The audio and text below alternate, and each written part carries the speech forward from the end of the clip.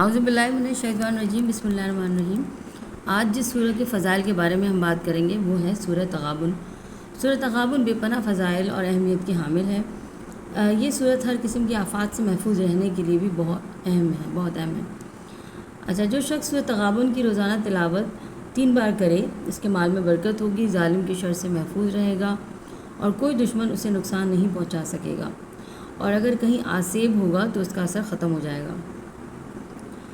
یہ صورت حفاظت کے لیے بھی بہت اہم ہے، اور اگر جیسے آپ کے پاس کوئی بہت ایسی چیز ہو جو کہ بہت قیمتی ہو، آپ چاہتے ہو کہ اس کی اللہ حفاظت کرے اور وہ اللہ کی پناہ میں رہے، تو اس صورت کو 11 دفعہ پڑھیں اور اللہ سے دعا کریں تو اللہ تعالیٰ کی پناہ میں وہ چیز آ جائے گی۔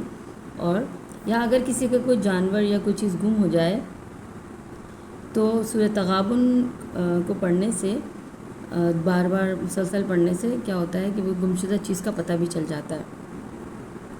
اگر کسی شخص کا کوئی مقدمہ چل رہا ہے تو اسے چاہیے کہ جب مقدمے کی تاریخ پڑ جائے تو اس سورت کی آیت نمبر 11 کو 1100 مرتبہ پڑھ کر جائے، انشاءاللہ تعالیٰ مقدمے میں کامیابی حاصل ہوگی۔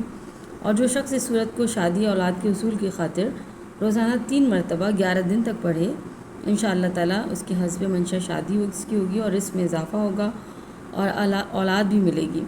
اس کے علاوہ اگر کوئی سورت کو 40 روز تک بعد نماز فجر پڑھے تو اللہ تعالیٰ کی راستے کی رہنمائی حاصل ہوگی۔ حضرت ابی بن کعب رضی اللہ تعالیٰ عنہ سے روایت ہے کہ حضور اکرم صلی اللہ علیہ وسلم نے فرمایا کہ جو شخص سورہ تغابن پڑھے اس پر اچانک آنے والی موت کو اٹھا لیا جائے گا، یعنی اس کی عمر دراز ہو جائے گی۔ اصل میں اللہ تعالیٰ کا جو قرآن ہے اس کو ہمیں ترجمہ اور تفسیر سے پڑھنا چاہیے۔